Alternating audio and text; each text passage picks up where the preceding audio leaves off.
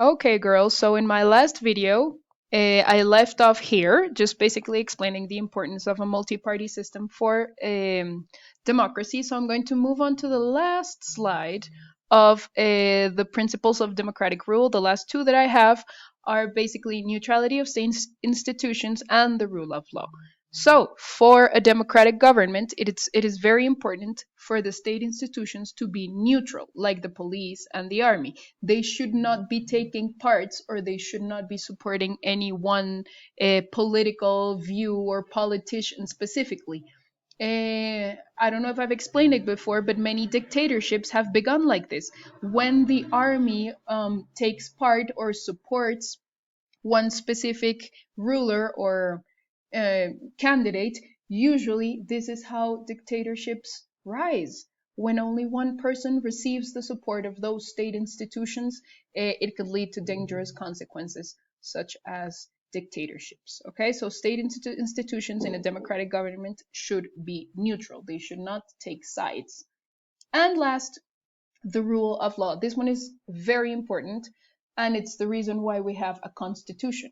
Okay, because in a democracy, nobody is above the law. This means that the law is the one that decides everything, okay? It requires that all citizens comply or follow this law. Okay, so nobody, not even the president, the ministers, nobody is above the law. Everybody has to behave according to the law. This also means that justice is made when those laws are followed, or when, for example, judges make decisions according to these laws. Okay, so regardless of who you are equal before the law. Even if you are man, woman, rich, poor, born in any part of the country, all of us have to be judged equally before the law. Okay? So no one is above the law, and all citizens should observe the law, and they are held accountable if they break it. No matter who you are accountable, or you have to respond before the law. It also means that you have a due process, that you have a process that you have to follow for you to be judged, and the rule of law ensures an order, and it allows the protection of citizens and as they enjoy their rights. Okay, so the law that is written in the Colombian Constitution is what actually rules the country. It is not the government, it is not the ministers, it is not the president. They all have to follow the Constitution of Colombia, which is the law. Okay, that way we also avoid specific leaders, specific people, or specific groups of people from taking control of power.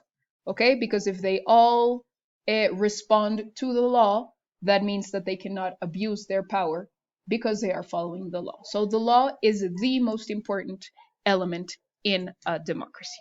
Okay, so keep those principles of the modern democratic rule. And now I'm going to move on to two basic principles. I think I've mentioned them before, but they're also very important as part of democratic rule. One of them is pluralism.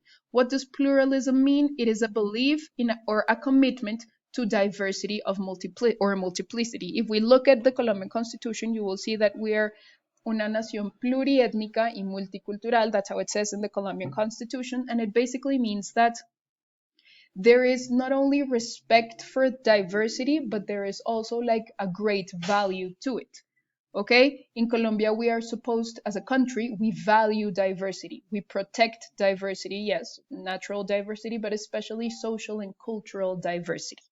Okay, so this diversity is called pluralism, and it assumes that the many organized groups in a democratic society do not depend upon government for their existence, legitimacy, or authority. That's, for example, when we have indigenous communities. That means that we are a diverse society, but we respect and we value the existence of different groups of people, and we recognize their existence as well, like, for example, different indigenous or different farmer communities. Political pluralism means that people are free to form and belong to different political parties and to hold different political ideologies.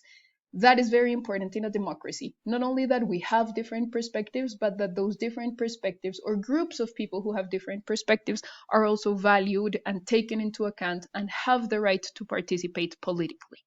Okay, the different political parties or groups are free to compete for political positions at all levels, national or local. Okay, so for example, in the city we have different political parties who have their candidates to become mayor, but in the country or at a national level we also have different political parties who want their candidate to become president. Okay, so that is very important in a pluralistic nation. Okay, they're also free to express their opinion in different aspects of politics and governance. That's why we also have a multi-party system.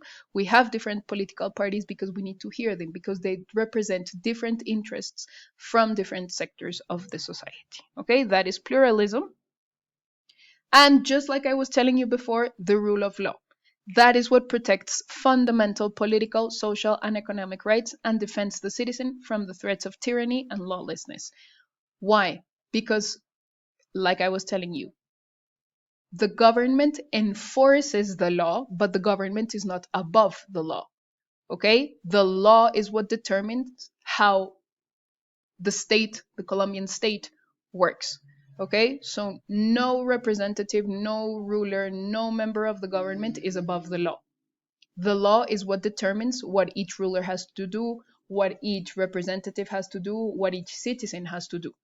Okay? So here in Colombia, it is not the people who decide the law, it is the Colombian constitution, what rules, and it is what determines what is the responsibility or what are the responsibilities and duties of the people who make up the state, okay, of the population, of the representatives, of the people who are in the government, okay.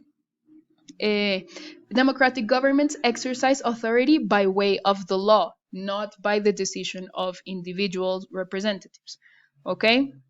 Citizens living in democracies are willing to obey to the laws of their society because they are submitting to their own rules and regulations. So as citizens, we are also obeying the law. As citizens, we are also doing what it requires for us to be citizens according to the Colombian constitution. Okay, and justice is best achieved when the laws are established by the very people who must obey them. How do we know how to carry out justice? How do we know what is fair? Because we established some laws, and that is how the Colombian state works.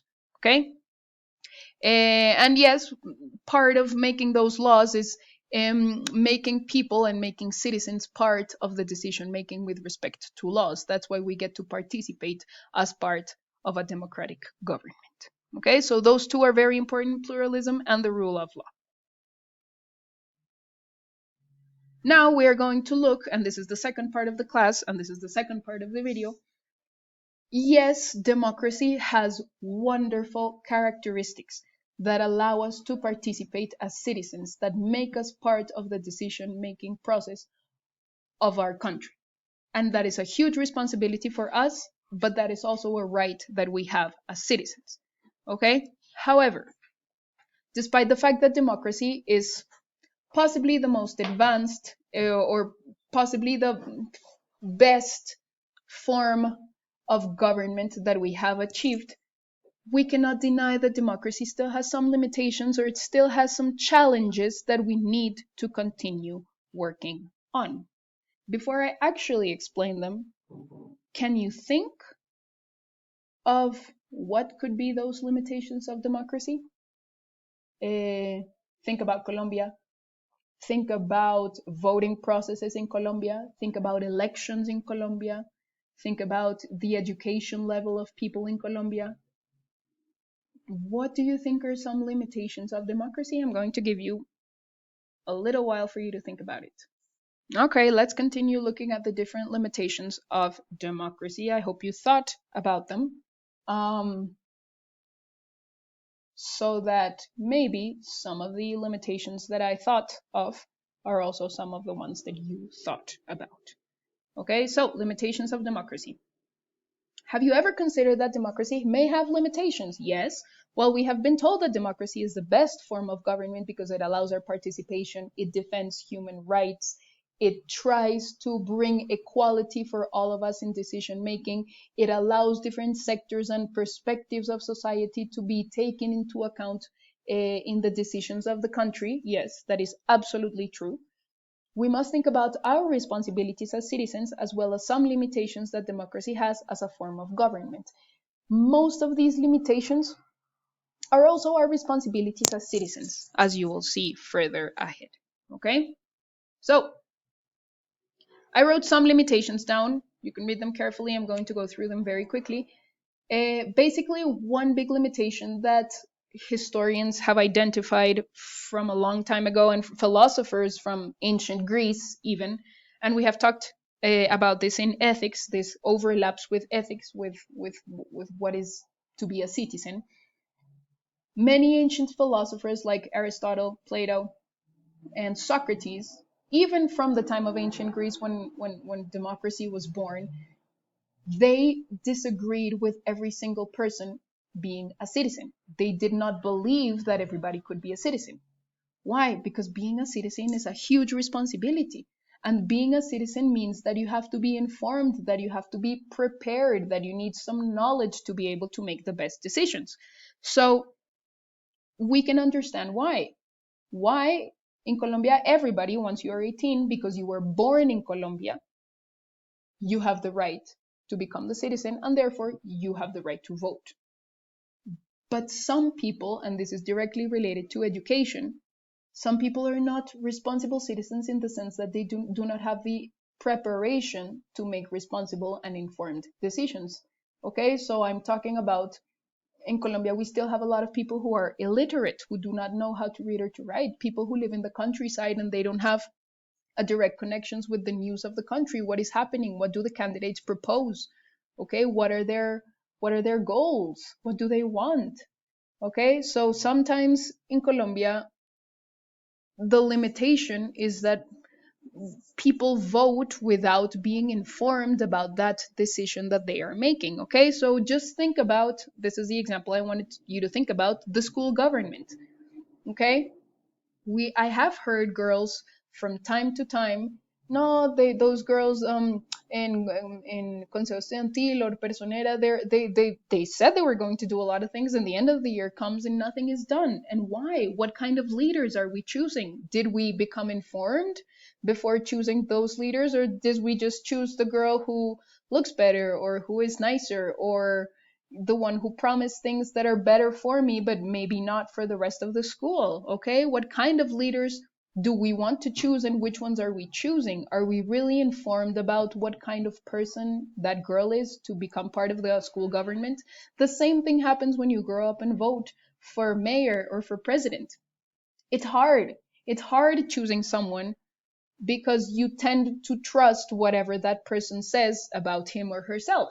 Okay, I am prepared. This is what I'm going to do. This is what I want. These are the ideas or interests that I defend. But sometimes that doesn't happen because we tend to put our trust in a person, but that person also has limitations. So while it's hard to make sure that that person is actually going to do everything that he or she promised, it's also our responsibility to be informed. And for many people, access to education, access to information is still very limited. Okay? So that is a limitation for democracy. How are we making the decision on who to vote for? Popularity, or actually learning about that person and what that person defends? What is the plan that that person is going to follow? And can the majority of people make informed decisions before voting? In Colombia, that might be hard. In Colombia, it might be hard for people to be prepared to vote. Yes, you have the right to vote. You have an ID, you have a document, you have a cedula, you go to your voting post. But did you actually become informed about that decision that you are making? Do you know who you are voting for? Do you know what that person wants? And it requires preparation, education, information that a lot of people in our country still do not have. Okay? I was talking about education, very similar to what I said. We have the philosophers in the past believe that democracy had to be something intellectual, that people had to be prepared to have knowledge to become responsible citizens. But now we have democracy by birthright, which is basically we are born and we have the right to vote. Okay, so that's what I was telling you about. Should we continue to have this kind of democracy where everybody participates and is fantastic, but also as citizens, we have a certain responsibility to become prepared, to be responsible citizens. Okay? I'm going to continue looking at the limitations on the next video.